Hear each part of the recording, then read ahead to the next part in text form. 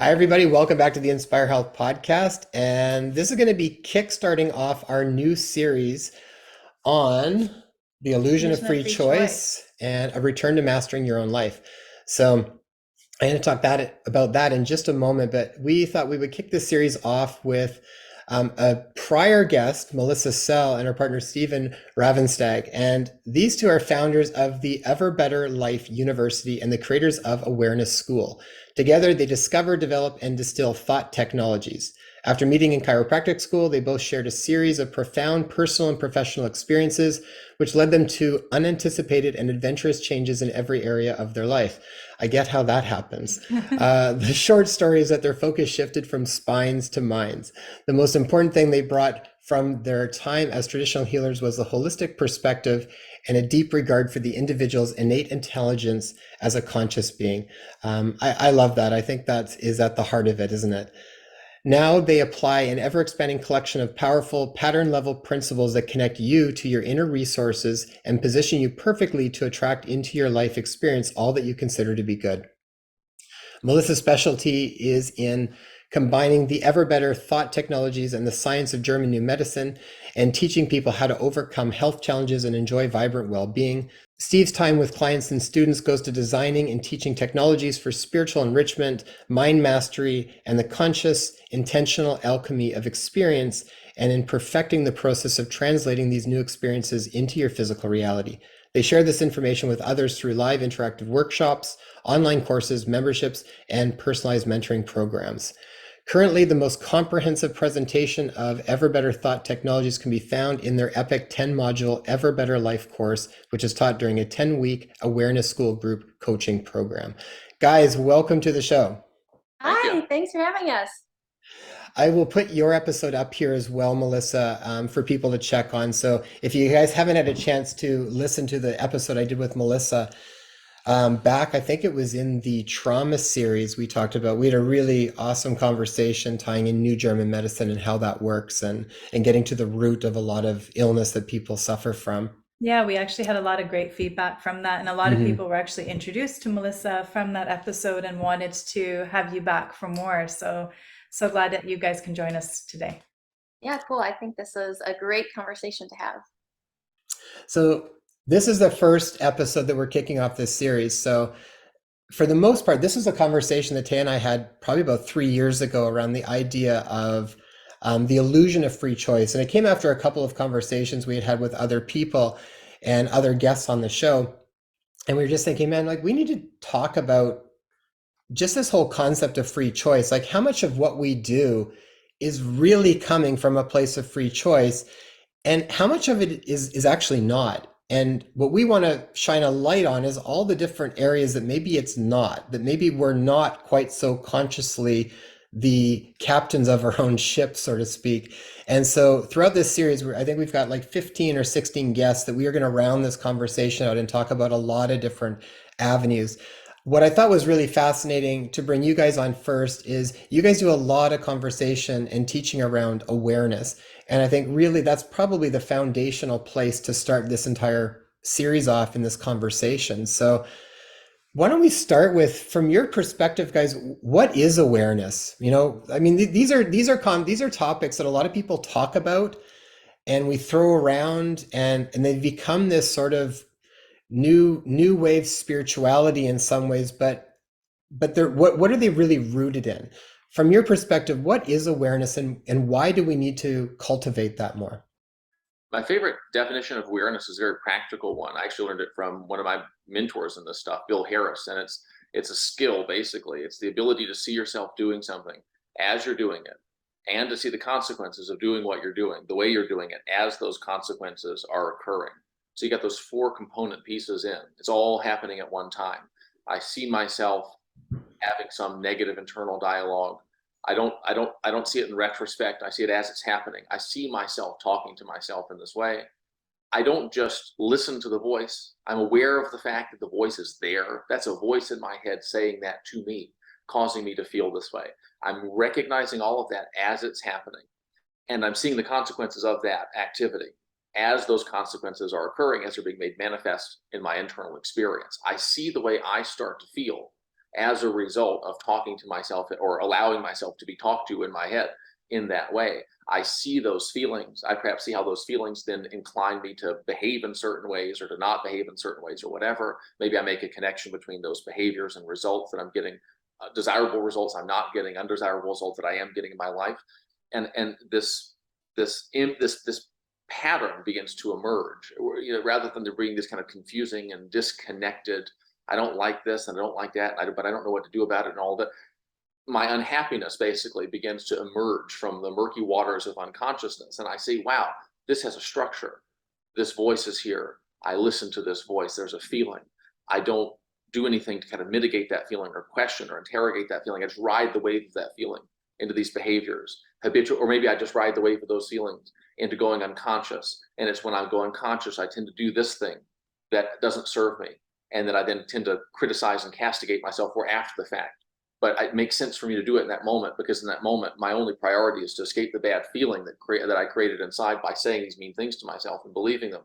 And then when I do that bad thing, it creates these results in my life, which I also look at, condemn, feel, oppressed by, beat myself up about not being able to change, and so on and so forth.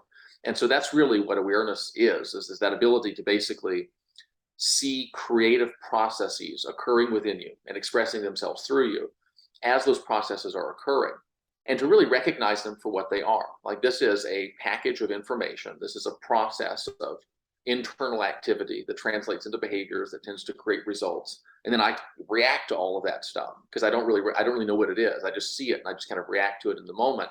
That's what a lot of my life consists of. That's where a lot of the things in my life that I don't want are coming from.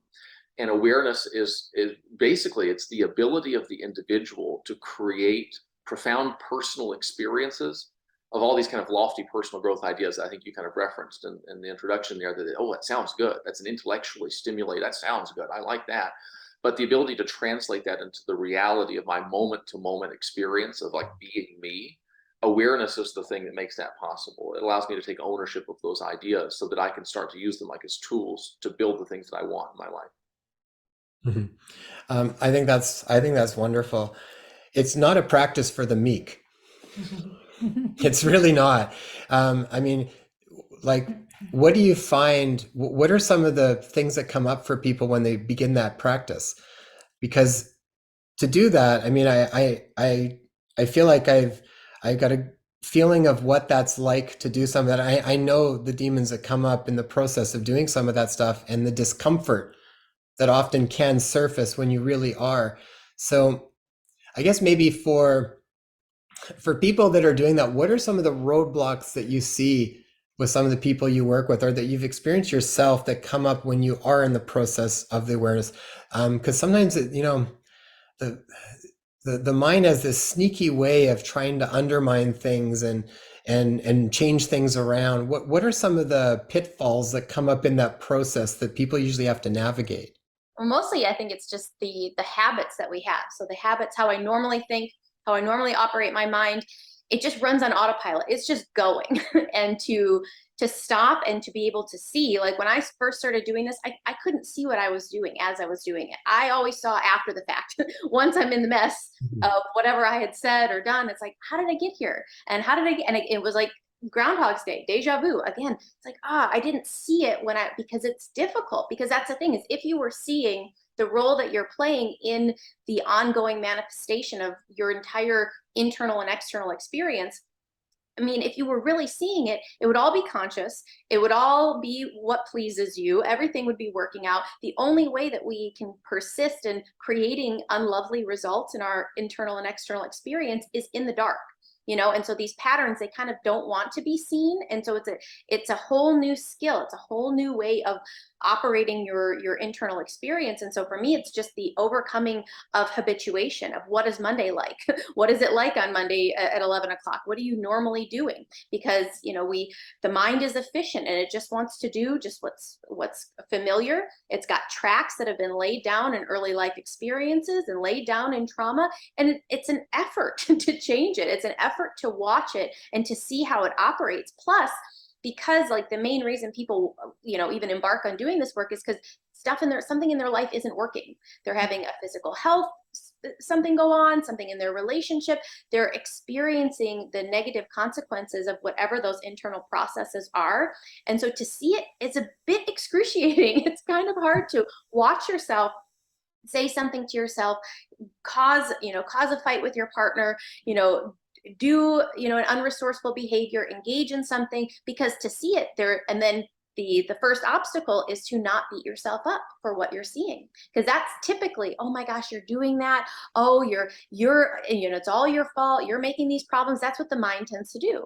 The mind tends to co-opt this process. You're trying to become aware so that you can untangle these patterns and these habits and these things that aren't working. And so you're turning the lights on, and when you turn the lights on, you have a little voice in your head that says, oh, this is so terrible, oh, this is so awful, oh, you're never going to be able to fix this. And so we go unconscious through beating ourselves up. And so I think that that's one of the first things that a person encounters when they're doing this work is, one, just the overcoming habit and how their mind normally operates. And then once they actually start seeing something, not beating themselves up for what they're seeing, because it's pretty nasty in there. There's some stuff going on that really is like, when you see it in the light, it's like, oh wow, no wonder. And so that's one of the things that we coach people through in awareness school, is not letting that impulse to beat yourself up, not letting that take the reins, and taking the reins back again and again and again.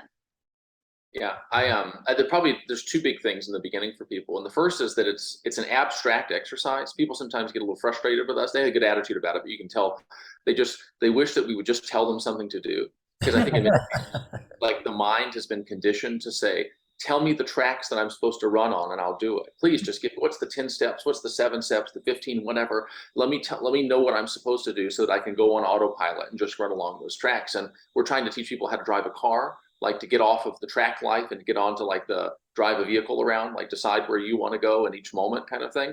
And so that's the first thing. It's abstract. It's sort of amorphous. It feels like you're not doing anything. And people generally, when someone gets to the point where they're wanting to take a personal growth course or whatever, they've reached inner conviction of some kind, or oftentimes almost a compulsion that says, I got to be other than I am right now. Like I have to change right now. And we go, okay, well, you spend a couple of weeks observing just whatever's happening. Don't try to change anything. And they go, are you kidding me? And the interesting thing is that, the work we're asking people to do is oftentimes the work that they're most in need of, but it's the thing that's least immediately satisfying. So they want the illusion of, okay, I'm okay because I've submitted myself to this new regime, versus let's just observe the way that you are. Let's watch how you tend to react to it, which is the second part. So the first thing is just watch. Don't try to undertake some program, because a lot of times it's going unconscious. Okay, I'm following the rules, I'm good. The second thing is, once a person kind of gets good at watching, like you said, oftentimes the stuff they see is not particularly pretty. It's unlovely. It's negative thinking or bad feelings. I feel like I'm not good enough or not worth anything or whatever. I spend a lot of time doing things that don't serve me. When people see those things in the beginning, they have a tendency to either justify the fact that they're doing it, which is to say, well, I was being negative, but my partner did this first. Or, well, I do spend a lot of time focusing on what I don't want, but look what's happening in the world, so on and so forth. So there's justification, or there's criticism of what they're doing.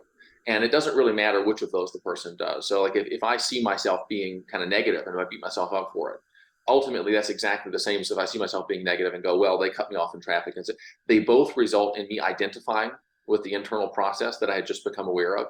So, becoming aware of an internal activity that is not serving me is cleaving away from that activity. And justifying or condemning the fact that I was engaged in that activity is then cleaving to that activity once again. And so talking about the mind being tricky. I don't know I'm doing it until I become aware of the fact that I'm doing it. When I become aware of the fact that I'm doing it, by definition, I'm not doing it in quite the way I was when I was kind of unaware of the fact that I was doing it. I'm already not doing it. If I catch myself being negative, I'm already not being negative. But then if I have to justify or condemn it, well, guess what? I dive back into the pool. I do all this work to extricate myself from this swamp. And then I look at it and I go, oh my God, I can't believe I spent years there. And that's diving back in. And so it's one, getting comfortable with the abstract nature of the exercise and the lifestyle, I would say. And then two, it's learning to discipline your mind to not react to the unlovely things that you see. And a big part of that process is just become aware of the reactivity. Notice how the reactivity fuses you back to those unlovely things to which you react. Just watch it. That's one of the big things for us, is that there's no, you're doing it wrong. There's just watch what you do Watch what you're trying to do. Watch yourself fail. Watch what happens when you violate the principle. Just watch what happens. And it's interesting because it reveals to people often that they have inside, they've got this inner critic or whatever it is, this judge that's got a hand back like this, ready just to wallop them whenever they fulfill their criteria for failure. And one of the things we do is we remove all criteria for failure. When you forget to watch, watch what happens. Watch what you do when you remember to watch and realize you haven't been watching. Just observe, just watch. That kind of fritzes out the mind's strategy for provoking the person into self-pity or self-condemnation or whatever, which are very important parts of a person being able to remain the same when they would be better served by changing. So Yeah. Mm. it's fun. Yeah, it's really I mean it's simple, it's not easy to do, but it really is profound. Like essentially what you're creating an opportunity for people, or people are creating an opportunity for themselves, is to really not think, to actually be in a place of just watching, being observing. And if you're observing and you're not sort of fueling that thinking mind, which is usually what's tied to all of the patterns and the self-deprecation, all the other stuff that goes with it, you're kind of creating a space for people for to not engage in that pattern. Do you find, like, as people sort of marinate in that space of not thinking and not going down that pattern, is that part of what then starts to allow the patterns to kind of unravel, to become a little bit weaker, to not be so ingrained in people? Yes, it's the watching. It's the watching is what melts you're like a puppet and you've got all these strings, and it's the watching that you have to see how I'm inclined to respond and react. Oh, and it is, that's that whole illusion. I thought I was free. I thought I was making my choices, but I see all of these internal constraints, all these things that I feel compelled to do, and it's not serving me. And it's by watching that you start to illuminate, oh, this is where I'm not free. Anything that if I feel compelled, if my partner says or does something and I feel like I have to, make a remark, it's like, oh, I didn't see that before. I used to think that that's just the way that it is. That was my whole experience before coming across any of this, was I'm just the way I am. I have no other option than to respond to you in this way because you did this, and anyone in my position would do this. And I didn't realize that that's not true. I didn't realize that there was a whole world of choices that I could be making that I wasn't making. And that is, it's like, I thought I was free. I thought I was just an autonomous human out here doing life spontaneously, but I wasn't at all. I was completely a robot, automaton, programmed by, what I saw in my parents, what I saw in, early life. And I'm just reacting, and it's not serving me, and it's creating predictable negative results. But I felt completely powerless to change it. And then you go into victim mode because, of course, it's like, poor me. I'm just trying to do my best. It's the world. It's so easy to blame the outside world for everything when you're not seeing all the choices you could be making, but you're not, because you're stuck in certain patterns. And it is that the watching allows you to illuminate and to see where you always take a left, but you could be taking any other route on this journey. And so it's amazing what comes up and what you'll discover about yourself and the ways that you were not free. And most people, they were just imprisoned by these patterns. And the more you see, the more it's revealed, and then you have something to actually work with. It's like, I don't know, I think of it like a psychedelic drug or something like that. It's like, if you see it sitting on the table or you're reading about it in a textbook, it's like you look at it and go, okay, that's a drug, makes people hallucinate. But if you take it, it becomes your reality for a period of time. You don't say to yourself, well, this is a fascinating psychedelic drug. It's not like that. It is reality. And so when a person is thinking, feeling, acting from within a pattern or under the influence of a pattern, it is reality. And there's something about any habitual kind of mechanical way of perceiving the world or talking to yourself or experiencing yourself, your relationship. There's a sense of inevitability about however it is a person's currently perceiving and experiencing their world. And it seems like it's the only way that things could be. And the interesting thing is you shift into another mode somehow, intentionally, by accident, whatever, and then you notice that seems like the only possible way. It's like whatever state of consciousness I'm in seems to me to be the only reality. And one of the nice things about awareness is I think you become aware of yourself, you become aware kind of your imagination or of your mind as being this thing that can settle into these different worlds, basically, of perception and experience and behavior and all this different stuff. So that when you look at something about your life and it seems kind of bleak, the fact that it seems bleak means less to you because you understand this is just me perceiving and experiencing myself in my world from a particular place. And it seems like the only reality. But every reality I'm in seems like the only reality so long as I'm in it. So then if I can just move somewhere different, everything will be different. That's a big part of it for me, is like not keeping people, making sure they don't ever get depressed or that they don't ever despair. It's, listen, we want to help you have a little bit more self-possession when you go into the despair land, so that you can remember that other places exist even when you're fully enveloped in that particular state. That's very powerful because a lot of people have this tendency to assume that the experiential reality in which they find themselves at a given moment in time is all there is. There's something about it. It sucks you in, it seduces you, and it closes everything else out. And when you have that ability to maintain, it's almost like scuba divers, they have like the little rope that's attached to the boat, and no matter how deep they go, they can find their way back to, where they need to be. And awareness kind of functions like that.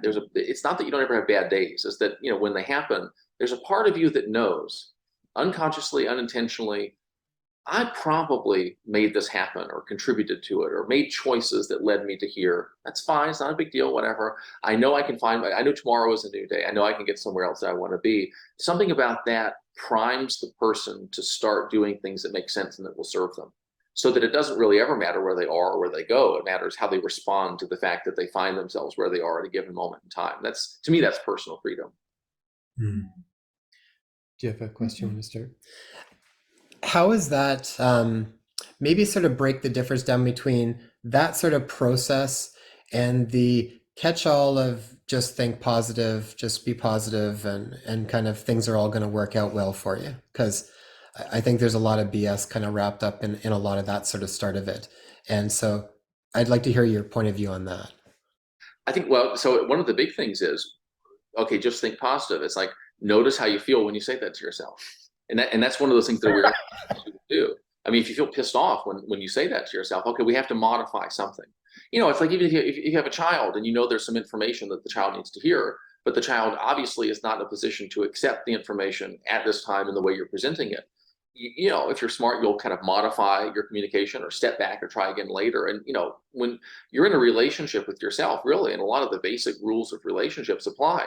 You don't want to coerce, you don't want to force, you don't want to, was it being right versus being happy, all this different stuff. Like, you want to have best practices of persuasion when dealing with yourself, and when yourself is unhappy or when yourself wants to despair or feel sorry or whatever. You don't come in heavy-handed and go, listen. So one of my things that I say sometimes is, when I'm autocratic in my approach to self-rule, I can always expect a violent uprising. When I'm heavy-handed with myself, when I don't care about the fact that some aspect of me is feeling bad, and I just come in and go, well, you should just be positive. It's like, have you ever, I experienced this a lot in my early life.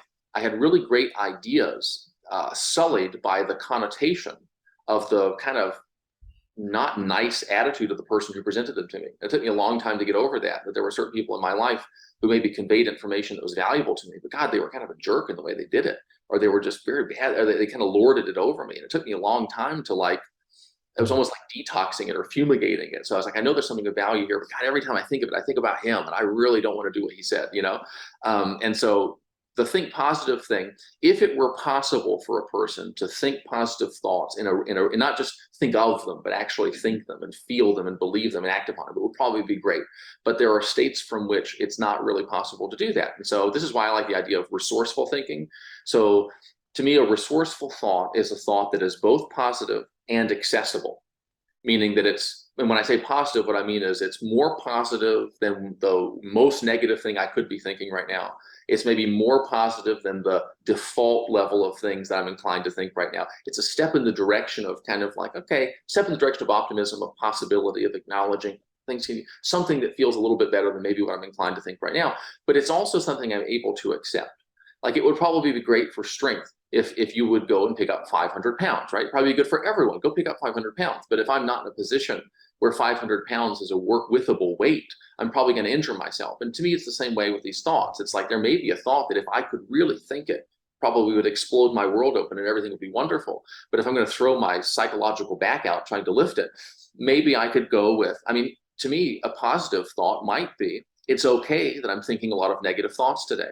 Yeah. That's a positive thought because it's a little bit less emotional resistance, a little bit less need to justify or impulse to condemn. So it doesn't always have to be pretty in order to be positive. It doesn't always have to be success 101 in order to be resourceful. And I think what, that's the thing for me, is like the resourceful thought is the thought that has an element of positivity, but it's also tailored to suit the individual's situation, their mental skill set at this time, what's their tolerance for stretching themselves in the direction of positivity. Because a lot of people, they're very kind of stiff, and you evoke negative pushback. You get 5 negative thoughts for trying to force 1 positive one. It's kind of like, okay, let's find something you're comfortable with. That's a stretch, that's a challenge. Run around the block 1 time, not a marathon. Push yourself a little bit, but in a way that doesn't elicit, psychic pushback, doesn't really awaken that part of you that wants to be super negative. And so I think that kind of, I guess you could call that kind of honoring yourself.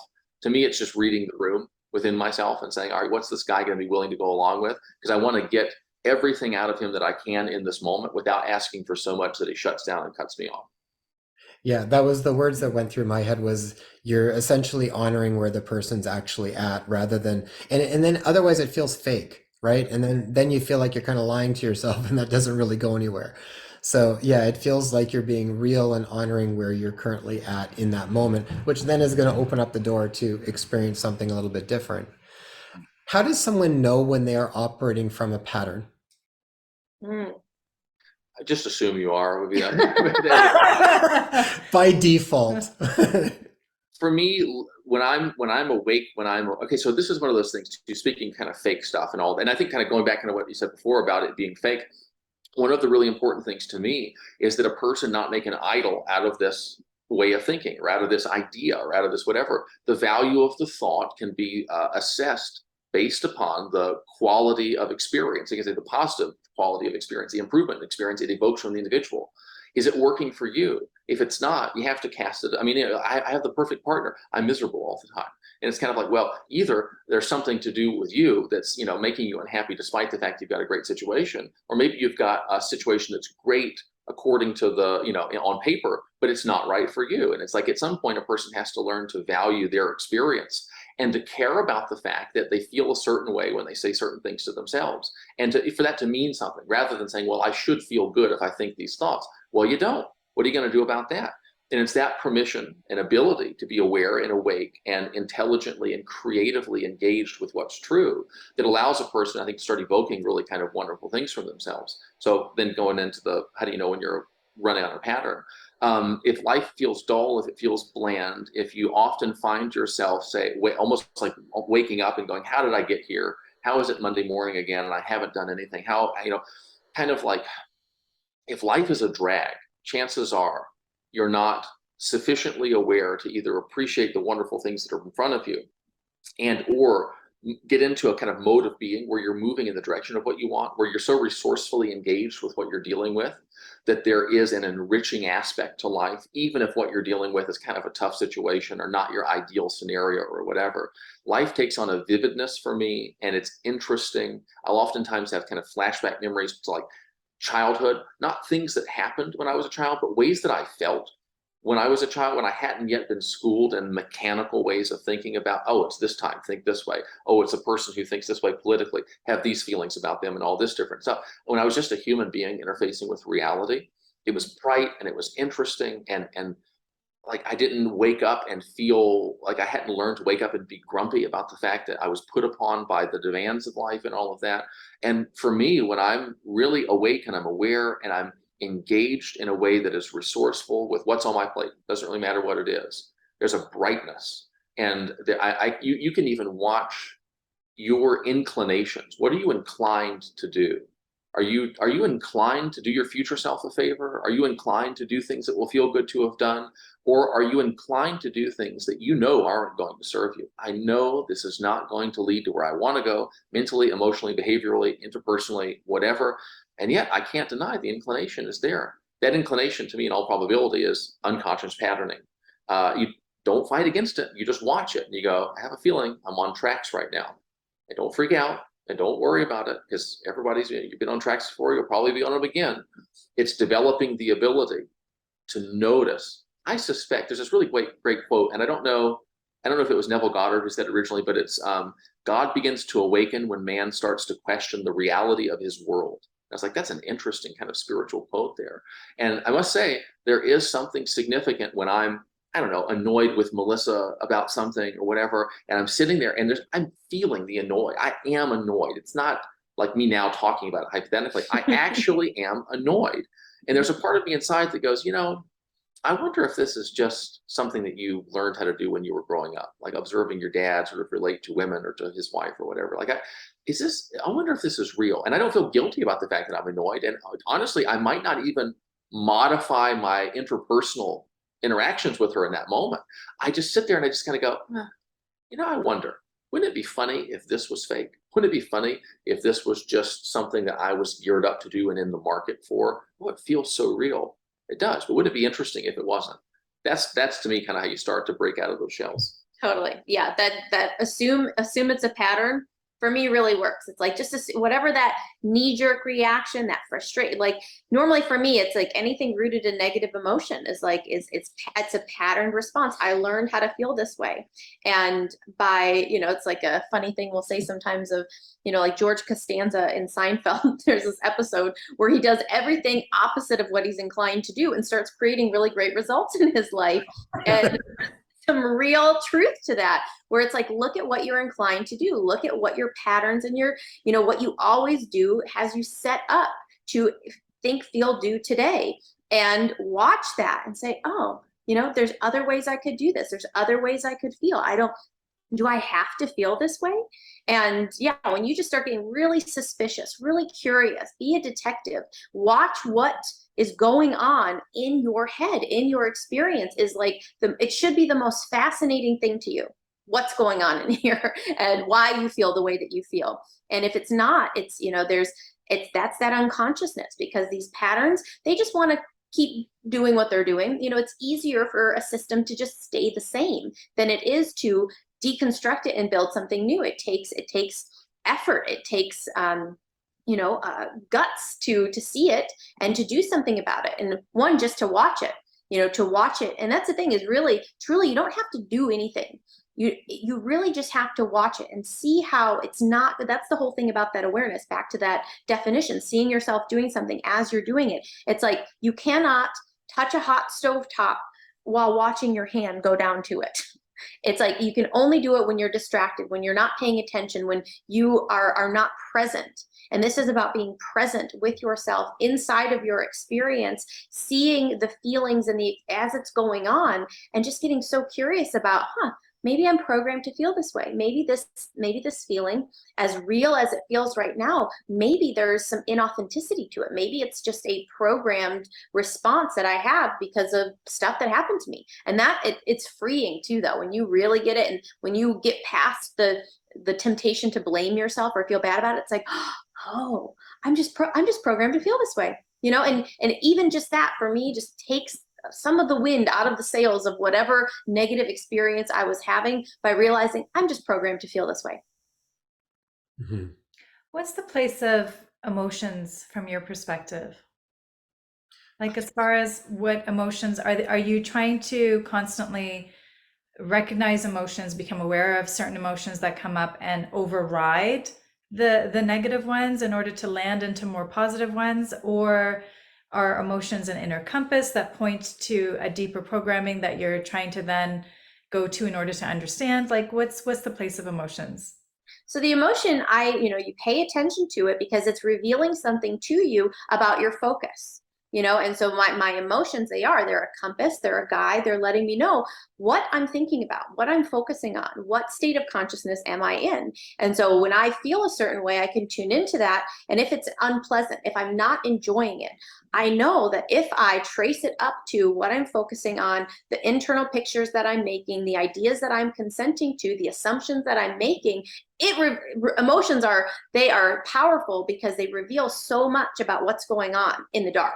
And most people, I didn't realize that there was a connection between, my focus and my emotions. I thought my emotions just happened. Early in our relationship, I'd say, I just feel anxious. I just feel worried. I don't know why. I don't know where it's coming from. I just feel it. And the feeling was like the most prevalent and powerful thing for me. And I didn't feel like there was anything that I could do about it. I couldn't change it. It's just like, I'm just feeling this way. Like, which version of me are you going to get today? You've got the anxious, worried version, and there's nothing I can do about it. But now when I'm feeling a certain way, it's revealing something to me about these subconscious patterns and these programs that are running and operating unseen. And so when I feel a certain way, I can trace it back and I can explore it and study it. And so it's not to get rid of it or to override it. It's, am I enjoying this? That's the thing about emotions. It's not like you should feel happy all the time. You should feel positive all the time. You should, not worry. It's not about shoulds. It's about, what's my preference? Is this how I would most like to feel? The way I'm feeling right now, is this conscious and intentional, or is this just a default feeling? Is this emotion just, again, a source or a product of my programming? And I want my emotions to be something that I consciously and intentionally engineer so I can maximally enjoy my experience. Not that I should feel good. I prefer to feel good. Not that I should not worry. I prefer to not be worried. I prefer to, to feel ways that feel good to me. And so it's not you shouldn't feel that way. That's bad. Depression is bad. Anger is bad. Frustration is bad. All it is informing me about ideas that I'm consenting to. And most people are consenting to a lot of ideas about their world that are completely unconscious. And if they wrote it down on paper and saw all the ideas that they're consenting to that's producing this emotion inside of their body, they'd say, that doesn't make sense. I don't actually believe that. And I'll ask clients that all the time, about a feeling. It's like, okay, well, what do what assumptions, what background ideas are going on that's creating this feeling? Is that actually true? And they're like, oh, no, it's not true. It's like, okay, isn't that interesting that, when we speak it out loud, when we get it out of the dark unconsciousness, you see that it doesn't make any sense, yet your entire physiology is responding to it as though it is true, as though this assumption is the way that it is, even though you realize that that's not the case. And that's how, when you're working with the emotions, it's easy to work with emotions because it's typically what a person is most aware of. They're less aware of their thoughts, or even obviously not aware of their patterns for the most part. They're aware of their emotions. They just know how they feel. And so you use them as tools. You use them as tools to help you to re-engineer, to, reverse engineer whatever's going on, so that you can, again, do you want to be feeling this way? Would you rather be feeling another way instead? And there's a way to get there. There's always a way to get there. You just have to kind of reorganize how your mind is currently set up. One thing I'm wondering about that too, because I totally agree with aspects of that too. I think there's so many layers of what's going on in the background that's causing us to have certain sensations in our body, and connect those to certain emotions and put meaning behind them. What I'm always curious in is, how does someone discern between when what they're feeling inside is coming from patterns or coming from storylines or something from that, and when it's coming from sort of a higher up intuitive guidance that's sort of giving us more of a direction that we need to take heed to? Because I feel like right now particularly there's so much stuff going on, and it's easy to get, say, like a feeling of like nervousness or anxiety, for example. There could be a whole slew of storylines creating that, and then sometimes there might be a intuitive sensation that's coming in that's causing you to feel maybe anxious about something that actually is something to take heed of and listen to. Where do you kind of discern between those two pieces? Because it's a tricky one, I find, sometimes with feelings and emotions, because it can be very much tied to a habit or a pattern that's constantly causing this sort of feeling coming up. And then sometimes I do think we can tap into sort of this intuitive instinctual guidance. It's like, oh, don't go down that dark alley, because for some reason your body's picking up that that's not a good idea. So when do you know when that's actually something that you got to take heed to? And when do you know when that's maybe like a background storyline that's causing you to feel that? I always want to hear what do people think about as far as how do you tease those things out? Because I feel like one's coming from the true self and one's kind of coming from this ego, mind, identity program sort of self. I mean, I just wouldn't walk down the alley, if I had that feeling. And I think there's something in there which is it's an immediately actionable thing, right? You say to yourself, some part of me feels there may be something down that alley, and I would not say to myself, well, I just need to focus on what I want and go down the alley and prove to myself there's nothing to be afraid of, because I don't really want to be able to walk down dark alley. It's not important to me. And so if I felt that feeling, I'd say, okay, what should I do differently? Walk this way. Don't go into the elevator. There were several years ago, we were in a grocery store and we were standing, I can't remember what we were doing. We were standing in one of the customer service lines or something. And I just got a really, really weird feeling about a guy that was kind of standing, kind of lingering around the line with us. And I didn't really, I just said, listen, I want to leave the store now. And so I just left the store. And, that's that. If it's chronic though, if it's what I call almost kind of recreational, I'm always worried about. Now, see, the nice thing about awareness is I can say to myself, do I have a problem with somebody every time I go in the store? Because if I have a problem with somebody every time I go in the store, chances are something's amiss here. Do I have a problem with am I convinced that every partner that I'm with is cheating on me? Everyone, if that's the case, yeah, maybe I'm selecting partners who have a tendency to do that kind of a thing in order to create some kind of a experience for myself, or I'm finding evidence that perhaps isn't actually there, or misconstruing stuff. And so for me, one of the nice things about kind of being aware is that I can step back and go, does it matter if this is definitely intuition or not? I don't really care. I'm not gonna go down the alley. It's fine. I don't have a phobia of alleys in general. And so then it just makes it simple. It makes it easy. And if there are things that just feel very important to me, whether it's a toward or an away from, I say, okay, what's the actionable thing, and what can I do about it? Because I want to get resourcefully engaged with whatever it is. If the thing I'm worried might be true were true, what practical steps can I take to start protecting against that, making it not an issue, remedying it so it's not an issue? Do I have to? And this is something I like to do too when I'm working with people is, okay, so there's a worst case scenario that you're kind of preoccupied with or whatever.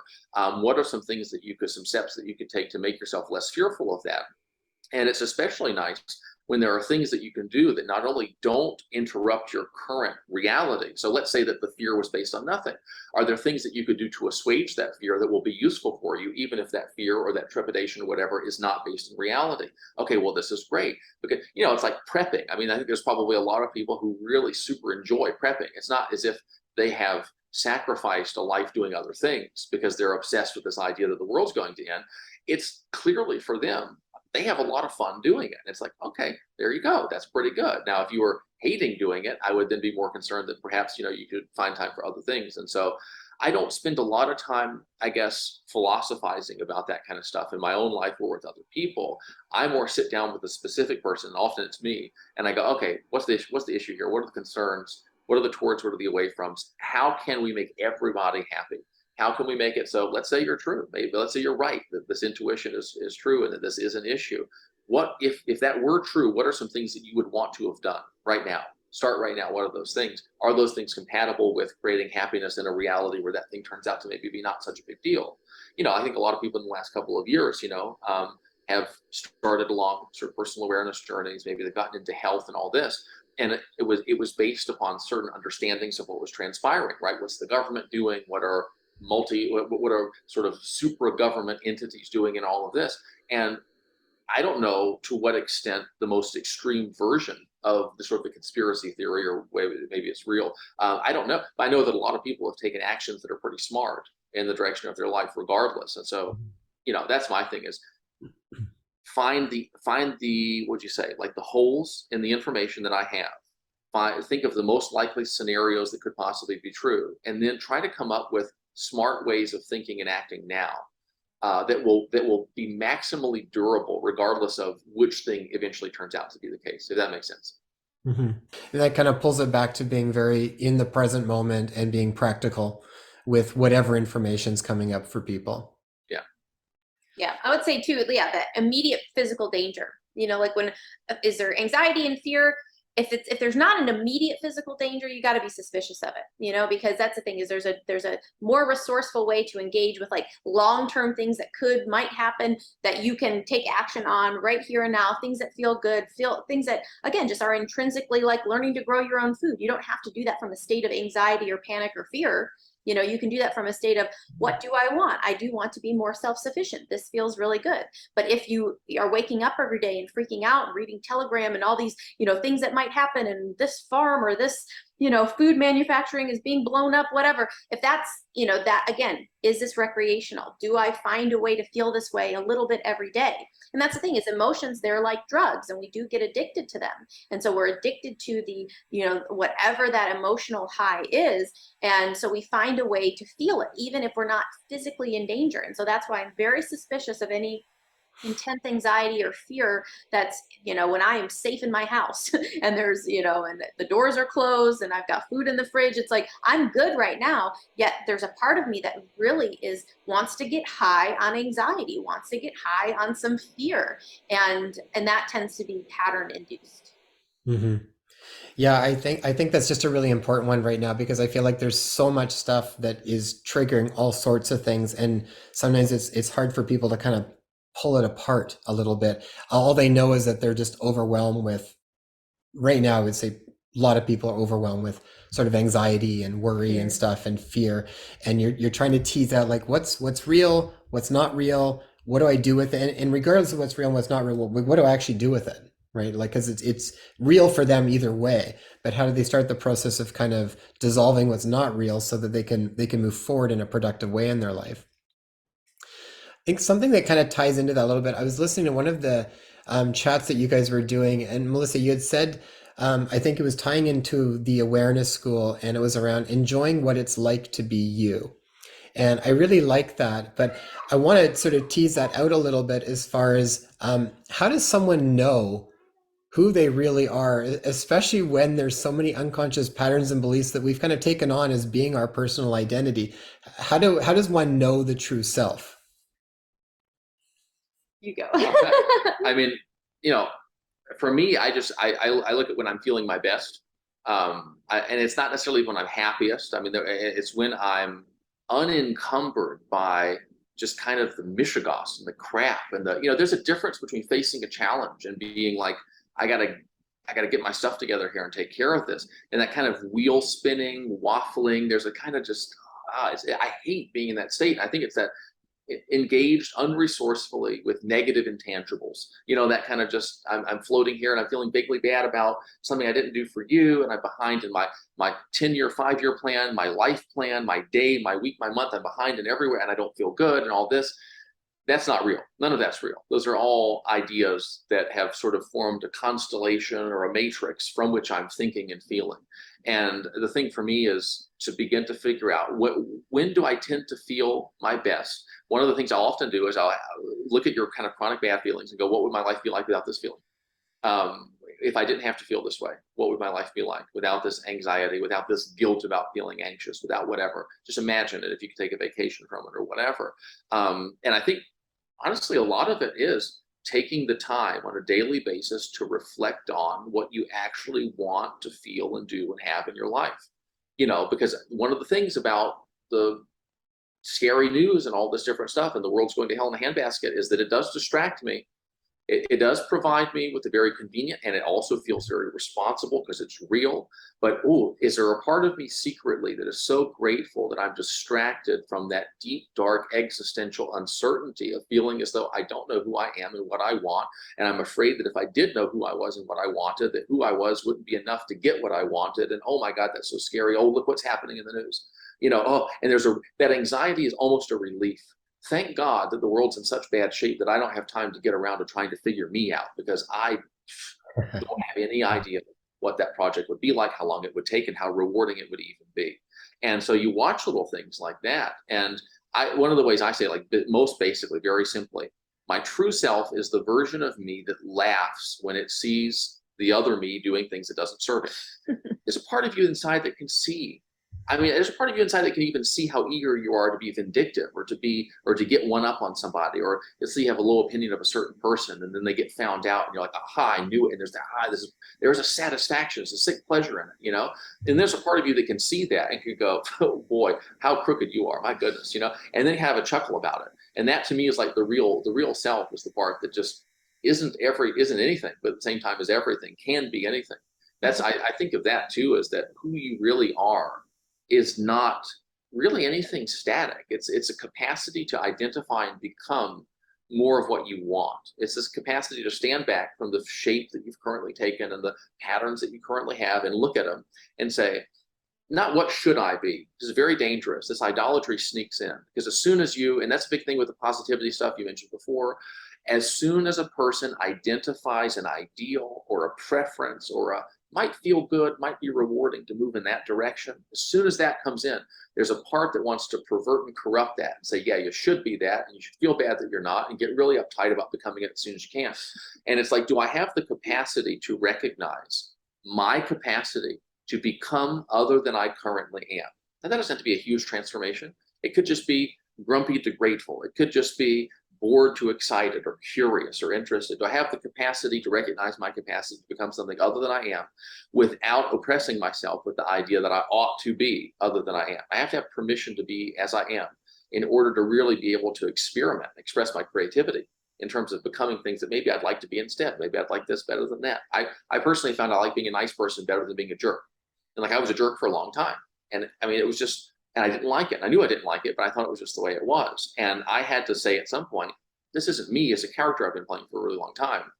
I wonder if I can draw myself out of this character and put myself down into something better.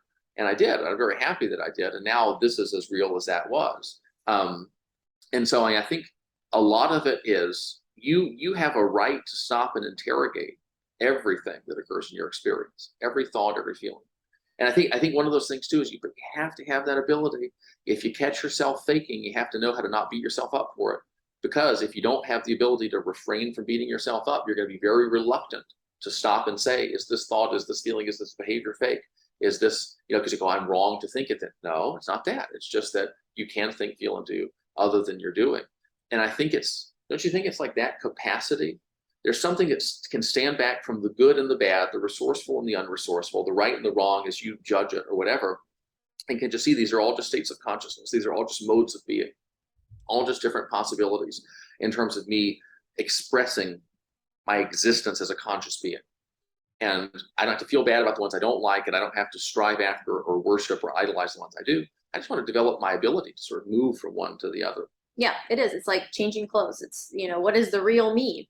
It's the faceless, formless consciousness of being that comes in and puts on different, people suits and has different experiences. And so like if you're too married to it, and that's the thing about being overly identified with any aspect of your past, of your ethnicity, of your, the world that you live in, it's like when you identify with all those external things, you feel like you are that, and so that it's hard to peel away from it or to see parts of it that aren't serving you. And that's that thing, is that ability to let go of these deeply, held ideas that you've had about, about your whole world.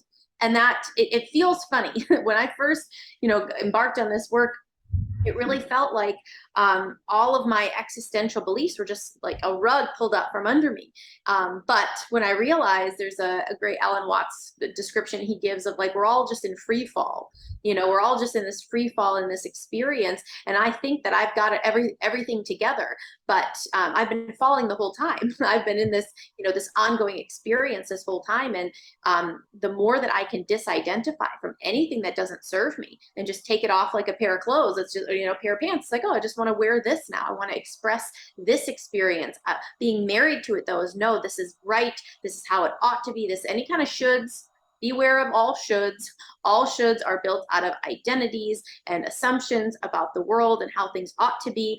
And it's about having that flexibility. And that's what's fun, is the ability to shape your personality, to become something different. Personality is a process. I used to think that it's just the way I am.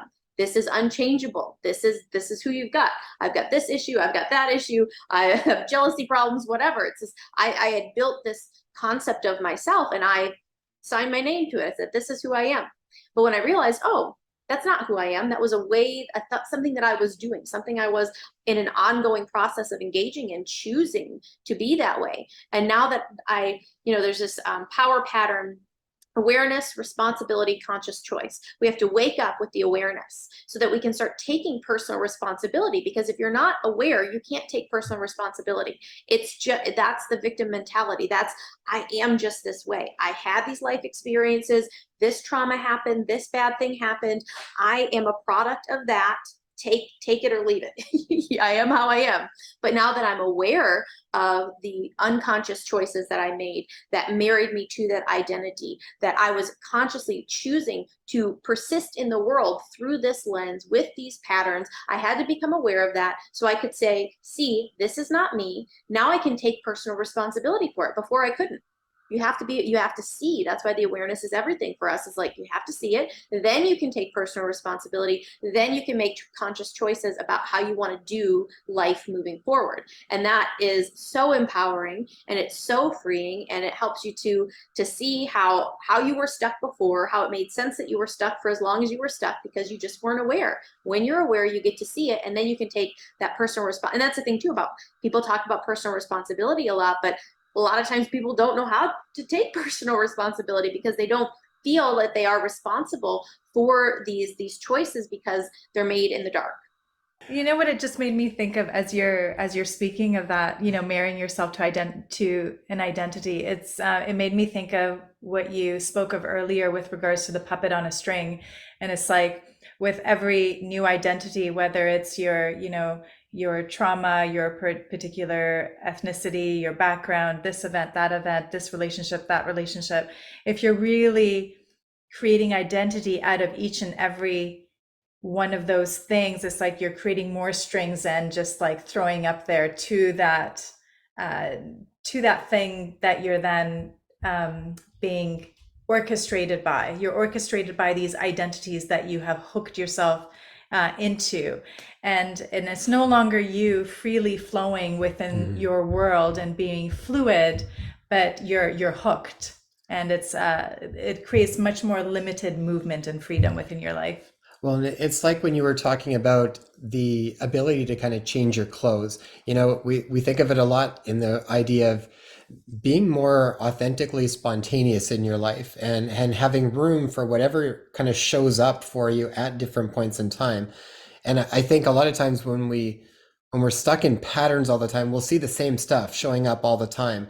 And when we start to live more sort of as much as we can sort of authentically, in that there's a spontaneity in that, like you do show up differently organically in different situations, and even emotions and stuff can be different all over the place. And then some of that can be really, really powerful to be able to just show up how you would naturally without all of these other tethers that we've kind of got that basically dictate in a lot of ways of how we're going to act and be seen in the world. Stephen, one thing that I listened to before that you had mentioned that I really liked, that I thought we could just shine a little bit of a light on as we're coming close to time here. It was around addressing sort of patterns and unhealthy patterns. And I like the way you talked about it. As you said, you keep watching it until the idea of doing it makes you so sick that you don't want to do it, and that you're not even inclined to do it. I think that's really powerful, because a lot of times I feel like, and like you guys alluded to at the very beginning with people, it's like people want to fix something, they want it fixed now, and they want to know what to do, and they want their steps. But I mean, from my experience, like with myself, it's like, even if you're trying like a new, you want to lose weight or you want to do whatever, it's like, it's like putting the cart before the horse. Sometimes it's like you're trying to figure out what you've got to do to make something happen, but you're not even in the field of awareness that can support that whole process. So maybe can you outline that a little bit? Why is that? What happens in that process of watching it until you eventually, there's a shift that kind of takes place, that then I feel like then you do naturally step into these actionables? The thing that's interesting to me is what is it about the person's self-concept that makes them feel as if they've got to rush so much to make something happen faster than it can? And it's usually some idea that says it's existentially not okay that I am this way, that I am overweight or just the weight that I am, or whatever it happens to be. That idea that they hold about themselves, that aspect of their self-concept that causes them to want to rush to change things faster than they can, is actually the part of their self-concept that will make the change impossible over any span of time. until that aspect of their self-concept is dislodged or neutralized or let go of or whatever. So that's, to me, the very interesting thing, is that the fact that I feel so not okay about the fact that this is an aspect of myself or my life at this time is the same part that will manufacture inclinations that will ensure that whatever it is stays a part of my life indefinitely. And so the thing about watching it is my problem is not that I overeat or spend too much money. My problem is really that I have a strong inclination to overeat or spend a bunch of money. You look around the world and you see people not doing the thing that you think it's so shameful or destructive that you do, that you ought to be able to change. And you think that they're better than you because they are just too good to want to do it, or that they have the ability to stifle it, even though they want to do it too. They probably don't even want to do it. And it's not because they're better than you. It's because that inclination isn't active within them. And so the willingness to neutralize the inclination. That's tough, though, because a lot of people subscribe very early in life to a very brutal understanding of themselves and what it takes to make themselves function optimally or acceptably in the world. And it's going to beat the hell out of yourself whenever you want to do it. And you're secretly, you're allowed to do it as long as you feel really awful about it after the fact. And they're so sold on that idea, and sort of like the channel that idea kind of flows through in their brain is so kind of well carved out, that when you explain to them, listen, I know what you think you're going to do. I know how you think you're going to use what I'm teaching you just to beat yourself up. Because there's part of them that goes, okay, he's telling me to watch my thoughts. So if I just fail to watch my thoughts, then I'll beat myself up, because that's where the failure comes in. It's like, that's not part of this. That's not how this works, And so you just observe the inclination until the inclination withers and dies. So that, basically what you do is you watch yourself do all this stuff. You watch yourself be inclined, yield to the inclination, create the unwanted result.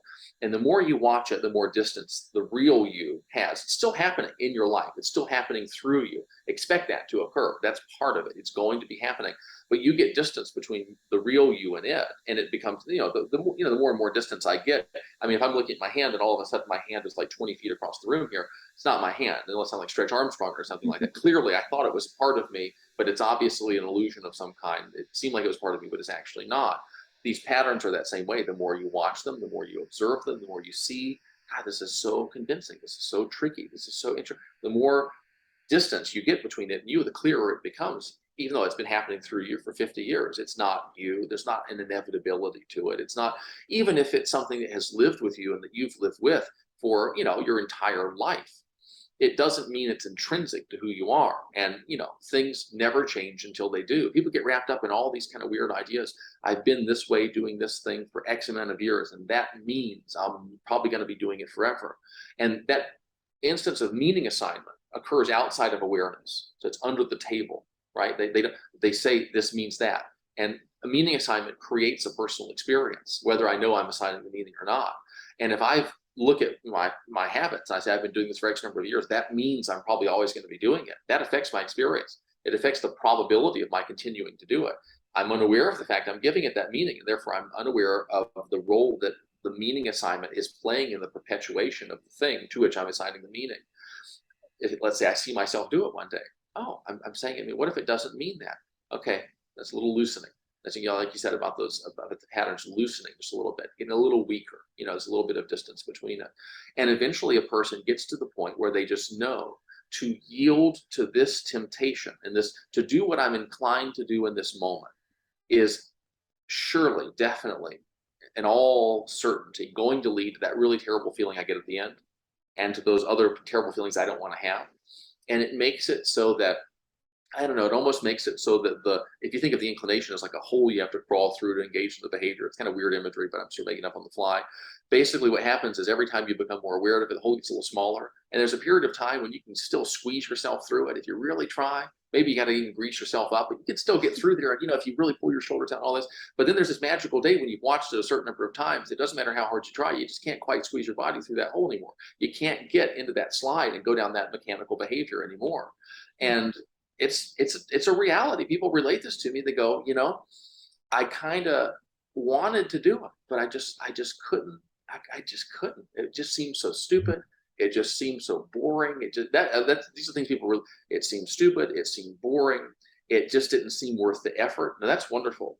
When you look at the thing that used to be a behavior that really was a master of yours, really, it controlled you. You didn't want to do it, and yet it occurred through you anyway. And now you look at it and you come to that moment and you feel maybe even the temptation a little bit, but you go, it's not even worth the effort to give into this temptation.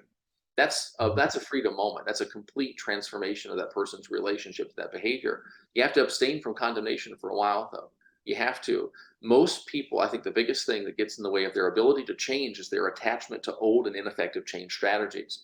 Because I can't even try a new, simple, and easy change strategy if I'm addicted to the old change strategy. White knuckle it, give in, indulge, feel terrible, beat myself up, make another resolution, say I'll never do it again. They're addicted very often to that sequence. Something about that sequence lets them know who they are, lets them know where they are in their life, or something about that. And it's really hard to get a person to abstain from that.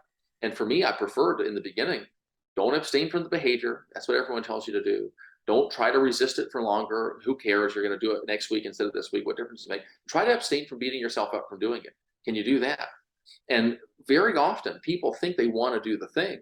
They don't want to do the thing. They want to beat themselves up for something.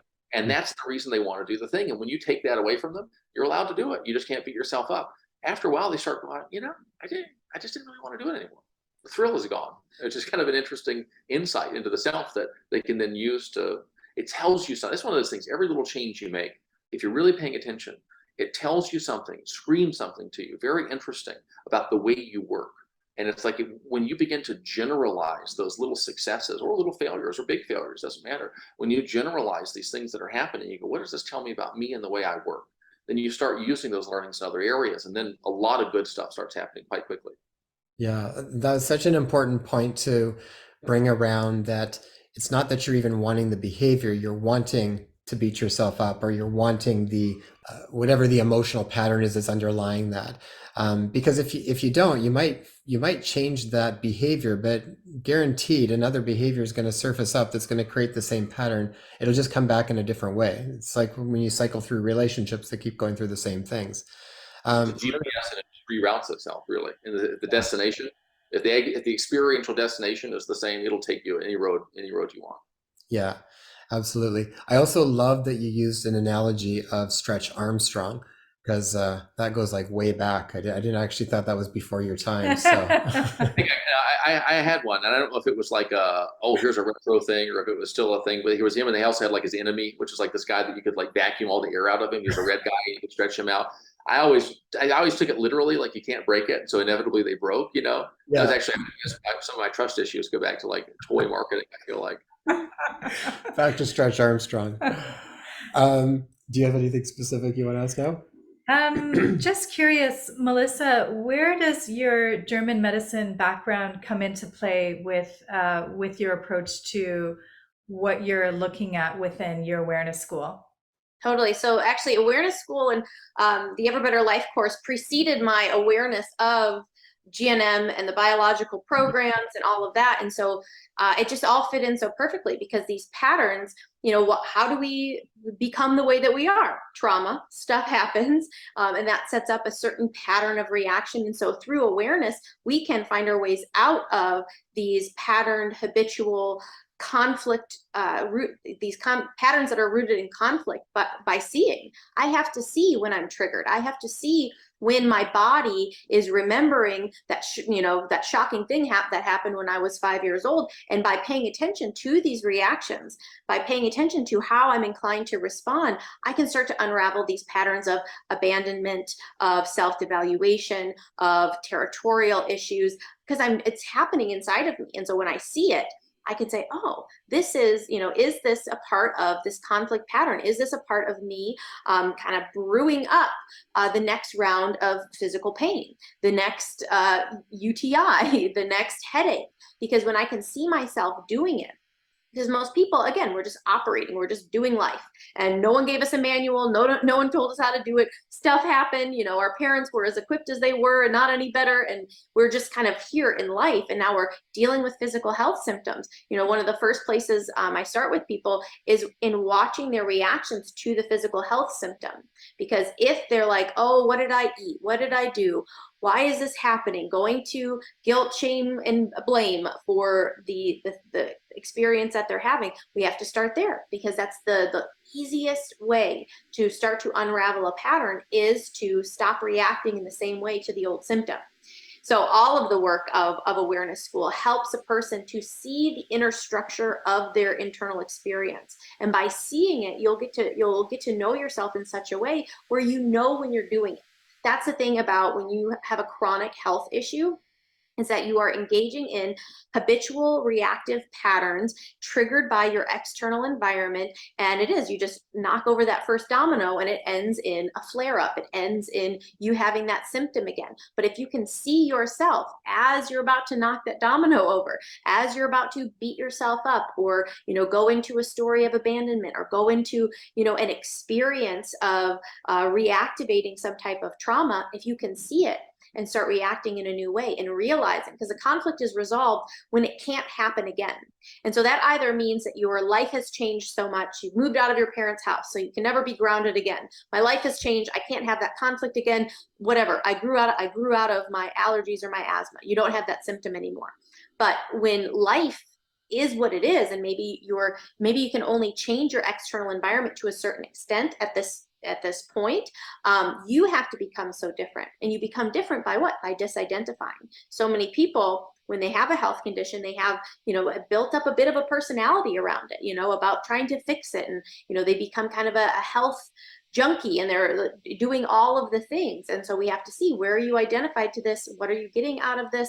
What else is going on behind the scenes? How can you, stop being so annoyed with everyone and everything? You have a pattern, you're seeing the world through a lens of annoyance. And so you're having chronic sinus issues. You can do that differently. And that's the empowering thing. And the cool thing about understanding these biological connections is it's not just that I'm feeling annoyed, it's that my sinuses are adapting to help me to deal with this stinky situation. And when I realize that connection, I go, oh, it's all one thing. So, my chronic sinus problems and my just frustration and chronic annoyance, those are the same thing. And when I can see that and realize, again, I have a choice, I can do this differently. It makes sense that I'm doing it how I'm doing it. However you're doing whatever's happening in your life, it all makes sense. Your symptoms make sense, your reaction to those symptoms, your inability to get out of them, all of it makes sense. But you have to watch, and you'll see how to make sense out of doing something different, how to changing your internal experience, becoming a different person for whom you can't get that feeling again. You can't become annoyed in that same way again, because your view of the world has shifted so much. And so that's why, it's awesome to help people come into Awareness School and paying attention to your whole internal experience. You get to do it yourself. And that's the thing I love the most, is not telling people, do this, do that. I want you to see it. I want you to see how you're operating behind the scenes of your own experience, because then you have all the tools you need to deconstruct and build something new. Mm-hmm. Yeah, it's such a beautiful process. Your whole body must have lit up when you came across New German medicine with the stuff that were working on before, because it would have been it would have filled any of the gaps that were missing in that. You did a really nice job of explaining that really simplistically in one of the videos you did, where you were talking about with the conflict, and that literally strikes a chord, and that chord has a specific frequency vibration that sort of resonates with a specific tissue or organ system in the body. I think that's a really nice way for people to think about how do these things overlap, because I mean they do. We see this in ourselves all the time. Stuff comes up and it's like, you go through this process of awareness to try and see underlying patterns and triggers and things, and it's like I'm still really constantly amazed at how fast stuff actually can resolve when you do find that actual emotional trigger that's usually back there, the pattern. I still, it astounds me, because we kind of think of things in this sort of linear process, this linear reality where, things take a specific amount of time to heal. And not that there's maybe not some time, but I'm still astounded at how fast things that can have been going on for years can literally disappear relatively quickly when you really get at that thing and you no longer are resonating in that field anymore. It's really quite amazing. Yeah, it's awesome. And it is. It's like I was so excited when I came across it, because I was like, oh, all of the stuff that we've been doing, this is how it makes perfect sense in the realm of how directly it connects to the physical body. Because I knew that it did, but I didn't have like the map for understanding those details. And yeah, when you get to it, when you understand the core trauma, when you understand how you felt then, when you realize that what happened then can't happen now, it truly just can fall away. and you don't have to be dealing with that same chronic issue anymore if you get to that core of it. And for me, it comes through the awareness of seeing what happened to you now, seeing what happened to you then, building that bridge, making that connection, helping that traumatized part of you to, to realize that, like, it's cool, we're good now, like, that we don't have to keep reacting to the same thing in the same way. And that's that freedom to just, oh, I can start fresh, I can start anew. I don't have to be kind of anchored to all of the stuff that's happened to me. Mhm. Guys, where can people learn more about the work that you guys are doing around Awareness School, some of the other courses that you guys are doing? Where can we direct people that would like to learn more of the information you guys are doing? everbetterlifeuniversity.com. That's where you can read more about the next round of Awareness School. I believe will begin in October, and so you can get on the wait list for that. We do have other courses on there as well. We're kind of revamping a lot of our offerings, and so things are going to be changing soon, but Awareness School is going to stick around, and I highly recommend. We've been really loving Awareness School, and the people that have come through it are having just amazing transformation and just their ability to see how their inner workings operate. And that's so fun for us, because I know what it was like for me to have those lights turned on. So yeah, Ever Better Life University. We're both also on Instagram. You can find us there too. All right, guys, we will put all of that information in the show notes so people know how to get a hold of you. And that was phenomenal. I think what a great kickoff for this concept and for this series. So, guys, thank you so much. And I think just as a farewell, like if someone wants to step off the illusion of living a life that doesn't feel authentic to them right now, today, what would be one simple advice you can offer them in their journey of trying to get back to becoming masters of their own life? I would generalize something that you said just a moment ago about how quickly things can resolve and get better. I would say big, wonderful changes can happen extremely quickly. You know, I mean, and then you put that idea on your psychic radar 4 times an hour for a week. Literally set a timer on your phone and remind yourself big, wonderful changes can happen very quickly. And just what that will do is just kind of ping you in the direction of I always want to be in rapport with possibility. I always want to be attuned to possibility. And if I check in, I mean, to be honest, if I'm not tending to my mind and I check in, I'm very often out of rapport with possibility. I'm not doing I'm not interfacing with what is in a mode that has me in touch with what can be. And so if you just wanted a real quick one that you could just really just practically implement, it would be that one. Just live your life with a little bit more acute awareness that something wonderful could change in your life far more quickly than you probably think that it could. I like that. I think that's a really beautiful one to leave everything with for people. So, everybody out there, 4 times an hour, set the timer. Guys, thank you so much. Thank you. Thank you.